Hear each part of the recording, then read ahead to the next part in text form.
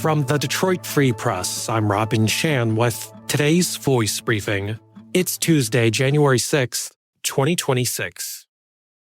I'm Susan Tompor, and I'm a personal finance columnist with the Detroit Free Press. It's January, and many people are already wondering how quickly the Internal Revenue Service will accept their tax returns this year. In 2025, the IRS kicked off the tax season on Monday, January 27th, when the agency began accepting and processing federal income tax returns. The IRS is expected to give us some information later this month, but many tax professionals warn that they would not be shocked to see a slight delay, maybe into early February, for when the IRS will actually begin processing returns. There are several reasons for this. Several tax breaks included in the One Big Beautiful Bill Act now require a brand new schedule, which the IRS will need to issue. And we did have the federal government shut down last year that likely delayed some tax season prep work too. Stay tuned in January for more IRS news.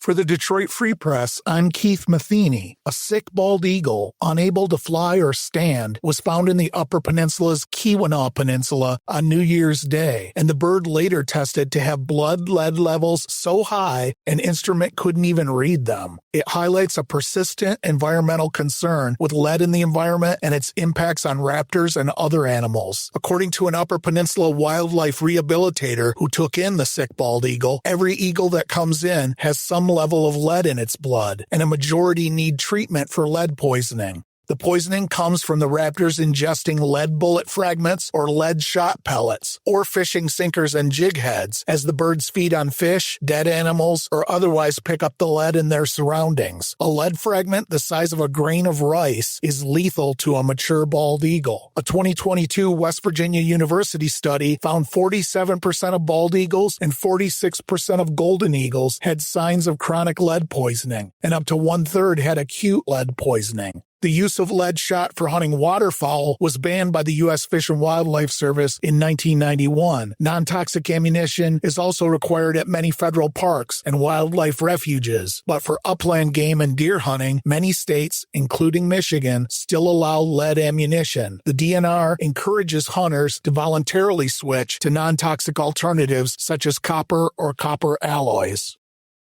For the Detroit Free Press, this is Georgia Kovanis. With snow and ice blanketing the ground and its vegetation, you may be wondering about the well-being of the squirrels and the bunnies and other wildlife that wander into your backyard. Is it legal to feed them?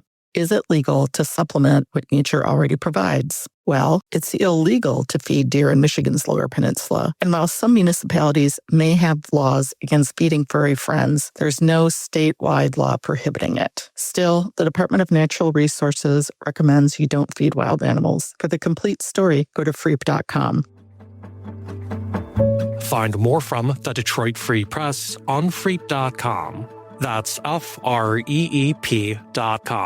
Thank you for listening, and you'll hear more from us tomorrow.